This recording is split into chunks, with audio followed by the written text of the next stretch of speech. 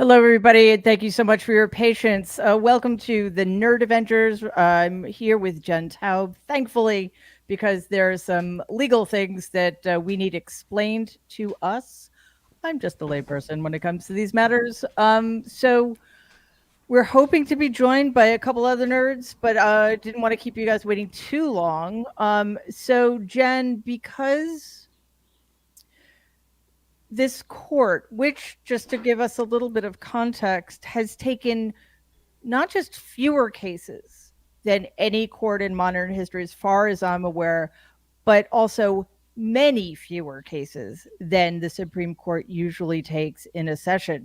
So the delay is inexcusable. The court typically ends at the end of June or the very beginning of July. As of last week, they had 23 decisions pending. And they always drop decisions on Thursdays at 10 a.m. Last week, they had to add a Friday session because they had 23 cases pending.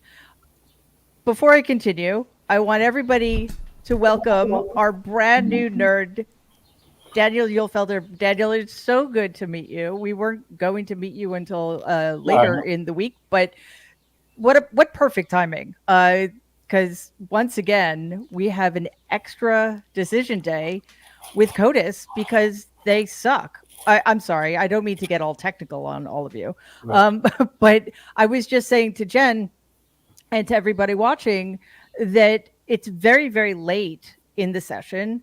And even after two extra decision days, they still have 14 more cases pending.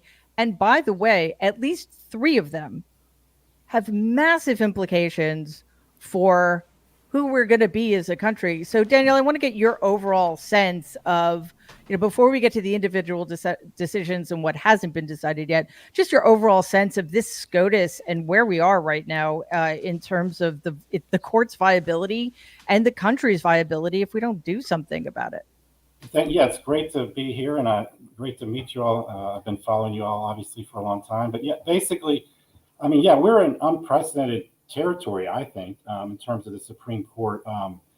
It's, basically we're supposed to have a basic democracy, government 101. We're supposed to have 3 separate branches that are supposed to have a check on each other.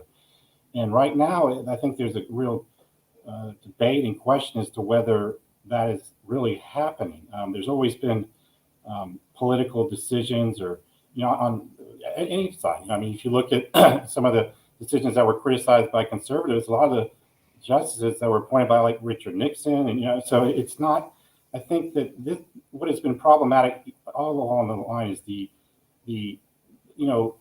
judges, and they're supposed to be, impartial, supposed to look at the law, read law. I'm a litigator. I deal with the courts every day, and we don't have a lot of political discussion.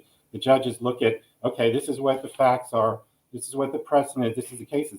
They don't really, I've been doing this 28 years. They don't go out on a limb and make some political statement. And it's really unfortunate, I think, that we're seeing that the Supreme Court, we don't know what they're going to do. And when they appear before a Senate for confirmation and say, well, we're going to honor precedent, and then they go and do the exact opposite, so it just, and people are conservative. I'm in a very conservative area. I live in North Florida, so your uncle got 75% of the vote in our county both times, and he'll probably get even sorry. more. So, but I know it's enlightening, because I tell people, I say, okay, you're getting decisions you like, but what happens when the tide changes and we have justices that you may not agree with? Because I was a clerk for a federal judge in the Southern District of Miami, down in Judge Middlebrooks, and he happens to be in the same building as right now Judge Cannon in West Palm Beach. She's in Fort Pierce, and what I learned from him and what I learned from the lawyers I was raised by, Chesterfield Smith. My father was a lawyer for 50 years. Politics is for the legislature and the executive. They're going to do plenty of political stuff, So let's let the judges and the judiciary just look at the facts, make a decision, and don't really go beyond that. And that's what's problematic, I think, right now. And it's going to, if the president continues, it's going to go the other way at some point. And so that's my overall view of things at this point. Yeah, Jen, it's such a good point. And you have a quote from our friend and fellow Nerd Avenger who is steeped in this stuff in a way that none of us is, Dahlia Lithwick. And she said something so on point about this. If you could read what Dahlia said, I'd appreciate that. Absolutely. And great to meet you, Daniel. I'm a longtime fan from your Grim Reaper, Grim Reaper costume on the beaches in Florida, trying to encourage your renegade governor to shut them down to protect people from dying. But at any rate, yes. So Dahlia That's Lithwick. performance art, people. I was hoping you would show up with your scythe, but oh It's well. actually Maybe next time. it's in a museum, and it's at the Smithsonian Museum down in Miami. They actually took it from me, which my That's wife is very amazing. happy that I can't put it back on. Anyhow, so Dahlia was quote tweeting Ian Bassin, and I'm going to read what she said, and then Ian Bassin, who's the founder of Protect Democracy. So, what Dahlia said about Ian's tweet is, well, let me read Ian first and then her. That makes more sense. So Ian said, putting aside the obscene delay in the Trump immunity case, the fact that the Supreme Court waits to the very end of each term to release not the most difficult legal cases, but the most politically charged cases, says all you need to know about how political that body actually is. And Dahlia added, and also how carefully its stage manages its docket. I want to add one thing, one layer, if I were quote tweeting that, which is this. This term, the court has taken on so many more blockbuster type cases, right? The norm before is you might have two or three. Now we just have so many because they've decided when they grant certiorari and they get to pose the questions they want when they ask for the record from below, that they're just kind of saying, what do I like in society? Hey, this abortion thing, me not like it. And so then they take that case and strike down Roe versus Wade. We're seeing similar things happen again and again, and it's a mixed bag, right? Sometimes we'll get a good decision, but that's not enough for us to praise the court. And I will add one last thing, Mary, which is it ties to what Daniel said about what judges should be doing. John Roberts talks a good game when he is undercover with Lauren Windsor. Maybe he's aware when he talks to the public that he's supposed to say we're not a political body. But that's not how he acts when he's wearing the robe or when he is presiding over justices who need to be kept in line, like Justice Thomas and Justice Alito. Yeah, listen. Having a supermajority is a hell of a drug. Is what I'm gleaning from all of this. They know that they can get away with whatever they want, and the court is being driven right now by two of the most egregious partisan hacks in the court's history, in Clarence Thomas and Samuel Alito, which gets proven with almost every decision. And I just want to make it really clear to one of your points, Jen, that unanimous decisions do not absolve this court. That it just means either they're unimportant or they're just biding their time, and Or softballs, right? or they're just like no brainers that even Clarence Thomas will do make the right decision. So let's get into a couple of the cases that were decided today.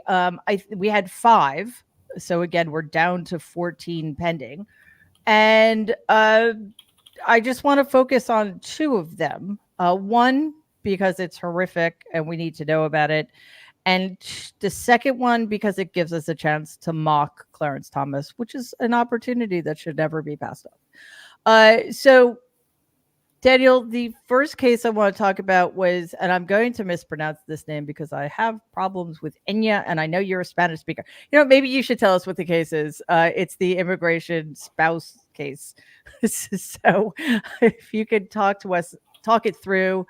It was a 6-3 vote. All of I hate calling them liberals and conservatives because the conservatives aren't conservative. But anyway, the sane people dissented. It's Department of State versus Daniel. Oh, are we talking about Munoz? Luis Senor Cordero? Is that the one? Munoz. Munoz, yes, Munoz. Okay, Yes. the case regarding United visas because of, I guess, tattoos or something like that. No, basically the court holds that United States citizens have no constitutional liberty interest in their non-citizen spouses being admitted to the country, which right, is, I don't know, seems insane on the face of it. And just before you comment, I want to just read part of Justice Sotomayor's dissent.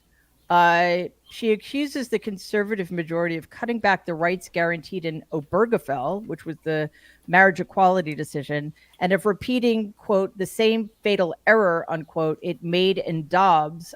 This is ominous stuff. And just quickly, I want to quote our friend Ellie Mistal, whose response was this: "Where the fuck is Barrett's God now? Can you imagine Jesus at Cana doing this? On the third day, the couple went to Jesus and said, 'My Lord, we have no visa.' To which the Lord God replied, 'That's not my fucking problem.'" Daniel, it just seems that whenever it's the kind of case they don't like, they're going to go for maximum cruelty. Yeah, I think what I notice here also is that this issue of family and rights of family members. Certainly when it appears that the court has that there's something they could do to support their view of what a family is, but in this case, to deny the interest of a spouse, just because it may fit a certain agenda in terms of their views on immigration. I mean, I think it's really, like you said, it evidences some level of cruelty and some level of lack of objectivity, because I mean, I think they would, as I say, there's a fundamental right to I feed it, and even in less than 6 weeks, creating fundamental liberty rights for such early stages after conception, but then now they're saying that a non-citizen spouse of a U.S. citizen doesn't have certain constitutional rights. So, I mean, I would say that a non-citizen's and can I just jump in a little? It's even worse than that in Munoz, because they're saying the U.S. citizen doesn't even have a fundamental liberty right interest in their non-citizen spouse, right? Like, that's crazy. I mean, I think, I mean, we're a country that is based on immigration. I mean, I don't know there's many folks in this country that are one step removed from someone who's come to this country. And yet, in terms of limiting, I mean, it just seems to go with this attack on, immigration, on folks that aren't, part of this, what they believe is their supporters. So, I think it's, I mean, from what I've reading and what I've been, I'm getting up to speed on, it's, it doesn't seem very, like Jen was saying, these decisions that come out, it's almost like I think you said that when do they come out? It seems to be very tied to other things going on in the politics. And it used to be, like Jen was saying, when Supreme Court it was very rare to have a groundbreaking Supreme Court decision. I mean, once, 2, 3, 4 times a year. I mean, and that was under, when you had conservative courts that were appointed by Bush or Reagan. Exactly. I mean, there are a lot of, believe it or not, very, as Daniel knows, very thorny issues, technical issues of law that get confused and circuits are split. And you need someone to say, okay, going forward, this is going to be how this particular rule of evidence works. Or going forward, this is the level of intent you need in this white collar crime statute, because Congress wasn't exactly clear. These things are pretty archaic, and only lawyers usually love the decisions. And like Dan was saying, only a few of them would be politically upsetting. And I think you were saying too, the timing. I mean, Daniel, do you think the timing is at all related to the executive action that Biden just did for these unlawful, for people who are here unlawfully, who are married to U.S. citizens? I think I don't know for a fact, but I think what has happened recently, there's been I think when that Dobbs decision was pre-leaked, I think that just changed everyone's perception of the court. I would imagine that if you polled the American public 10 years ago, 20 years ago, and they gave their opinion of the United States Supreme Court, it would probably have pretty favorable ratings across the board. I mean, But now, it's become. It used to be like the last part.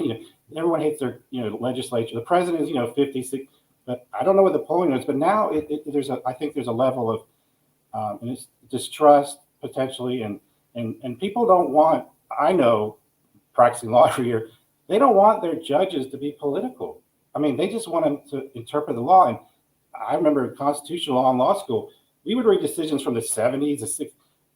We're having these kids in law school now are probably having to read decisions that come out every few months, and that there's some reason behind that, and I don't know what it is, but it's definitely when you make these monumental decisions on such a regular basis that it's definitely unusual. It's not the way I mean, you go to law school and you read Dred v. Scott, you read certain decisions, and you talk about it for weeks. I mean, because the Supreme Court is supposed to be deliberate, it's supposed to be thorough, it's supposed to be methodical, it's supposed to be aware of the monumental nature of what they say, and that people need time, and it's like a fire hose over there. Cases, I mean, it's just open, it's open season. That whether it's politically, we agree or agree what they're doing. That the amount of cases that they're releasing of a political nature, I believe, I would be surprised if it's not unprecedented. I think I believe it is, and I think all of this should put to rest finally, once and for all, the idea that John Roberts cares about his legacy or the legacy of the court, because he's doing absolutely nothing to stop it. And as we're learning, because it's only when the systems start getting attacked and institutions start falling apart that we kind of learn the ins and outs of how they work. For those of us who aren't, who don't have working knowledge of them beyond what lay people have. So with the immunity case, which we'll get to in a second, literally one person could just say, no, I'm not ready to do it yet. I'm not ready. And that one person out of 330 million people can hold up a decision in a case that has unthinkable ramifications for the future of the country. So, Jen, I wanted to get to the next decision, which is actually good news. And I have to say I'm a little surprised because they love their guns and they love giving them to everybody, especially people who shouldn't have them. The case is United States versus Rahimi. It was an 8-1 decision. I'm going to leave it to you guys to guess who was in the dissent, because who knows? It could have been any one of the 9, right? No, of course not. It was Clarence Thomas, the bought and paid for political hack, who is consistently egregious. In this case, the court holds that when an individual has been found by a court to pose a credible threat to the physical safety of another, that individual may be temporarily disarmed consistent with the Second Amendment. So this is a ruling in favor of the Biden administration's defense of federal gun ban for domestic abusers, which should have been a no-brainer.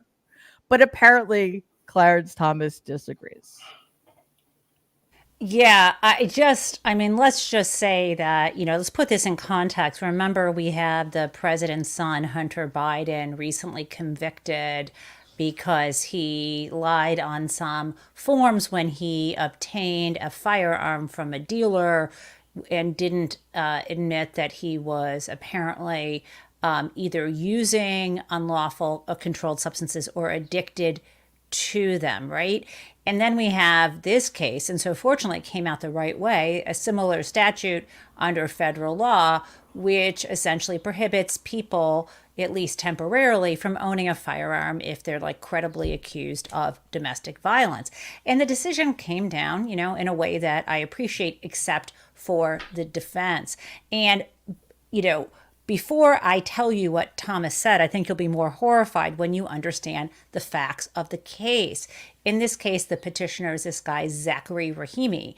And back in 2020, he was issued a restraining order in Texas to stop him from harassing his ex-girlfriend and her child, and also said he shouldn't own firearms. And this was because a year earlier, he had assaulted his girlfriend in a parking lot. A witness had seen this, and the bystander who was witnessing it, he shot. Let's just give you that flip-in context. Okay. And so we get Clarence Thomas saying stuff in his dissent, basing it entirely on what he believes the framers would have thought. And here's one quote from his decision, page 32. The court and government do not point to a single historical law revoking a citizen's Second Amendment right based on possible interpersonal violence. Are you flippin' kidding me? I'd like to know the historical, law, the laws on the books about, opioid addiction. In other words, come on, man. It's atrocious. His level of contempt, what I see is contempt for women, because they typically are the victims of domestic violence. It's astonishing. And there's another awful quote on page 11 from him. I mean, I don't mean to hate read a dissent, but what else are you going to do with your life? Let's do it. Come on. Let's do it. I'm scrolling back now into the document. It's hard to speed read, guys, but I did try to find these his reasoning. Right. So here he goes.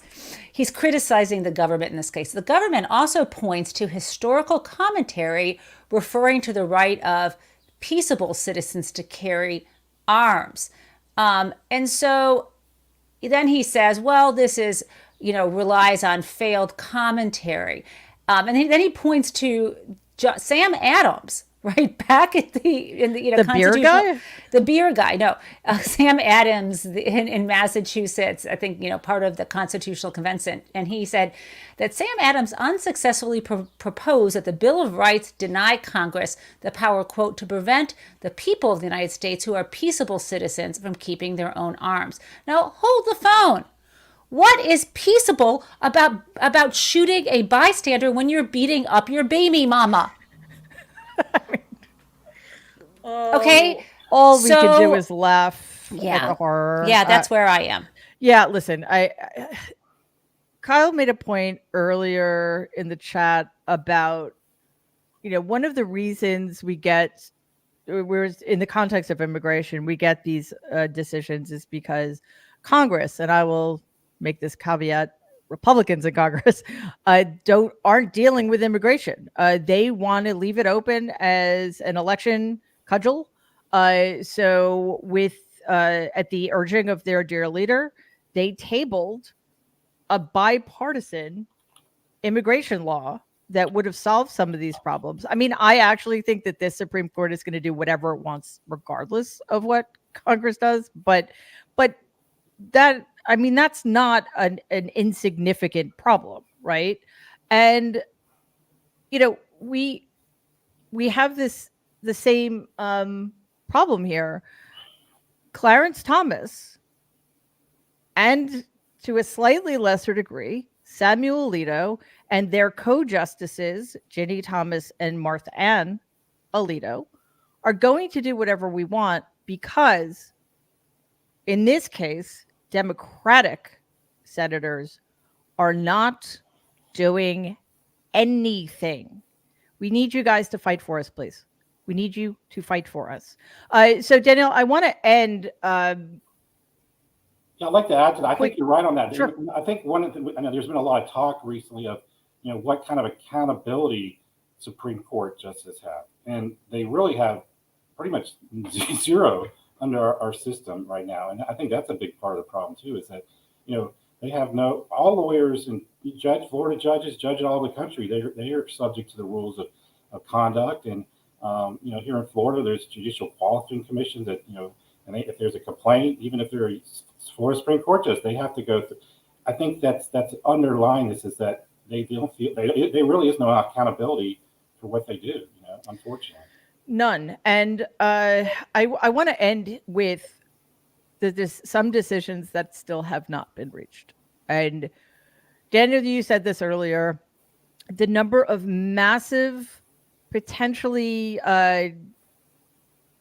course-changing decisions, and by that I mean decisions that could potentially change the course of this country, are increasing, and three of them, probably the three biggest cases this term haven't been decided yet. We're talking about presidential immunity, which again is a case that shouldn't even be heard. And just to give context and to prove in another way how political this court is and how they are desperate to give Donald Trump campaign contributions in kind. On December 11th, Jack Smith asked them to hear this case or just, render a decision on presidential immunity. It is now June 21st, and they still haven't done so. The other case is, well, there are two cases dealing with the same issue. Idaho versus the United States and Moyle versus the United States. And this decision will determine whether politicians can put doctors in jail for treating pregnant patients who are experiencing medical emergencies. Yes, this is America in the 21st century. They are trying to render unconstitutional the Emergency Medical Treatment and Labor Act, known as EMTALA. The third case, and Jen, I'm going to punt this to you because I know what it is, but you'll explain it so much better than I, the Chevron case. Nice punt, Daniel. Well, maybe he can correct me, do an assist on this. Okay, so long story made short, you know how we have this federal bureaucracy that started being built up under Roosevelt, where Congress stands up a federal agency, the Federal Trade Commission, the Security and Exchange Commission, or the EPA, where they have a lot of experts who spend their lifetime trying to understand the mission they have about protecting the public or protecting the environment. And so Congress creates these enabling statutes and gives power to the agencies. And sometimes Congress directs the agency, make this rule, do this thing. And so it's up to the agency to make rules, right? And so sometimes when they make a rule, someone who's being regulated, a polluter or some other business who doesn't like the rule, challenges it in court. And generally speaking, the courts give deference. They call it Chevron deference because of a case that Chevron was involved in. And the rule is if the congressional statute is clear, do what Congress says. But if it's a gray area, you're supposed to defer to the agency because it has expertise. And in the case that we're looking at now, the Supreme Court majority has been gunning to try to disempower the agencies. And by doing that, Congress, it's really hard to get a bill passed. They are not experts, and it will basically start to dismantle the regulatory state and make us less safe and less shared wealth and more power to, the oligarchs and people who don't have the general welfare in mind. Yeah, Daniel, I think it's safe to say that incorrect rulings in any of these three cases kind of change who we are as a people. And I'm wondering if, what your last thoughts are about that and what we have, because again, it's not set in stone, but there's a very good possibility that these three just unspeakably important decisions are going to be rendered within a week in the same 1 to 2 week period. So how do we digest any of that? I think, yes. Like I said earlier, the number and magnitude of these crucial cases that are coming out so rapidly, it like to interpret these decisions that just came out. Usually we'd have months and of analysis and time and law review, but these are just coming out so quickly that we're not given the normal course of the law. We're a very young country, and we're a country of laws, and we are a country of a constitution.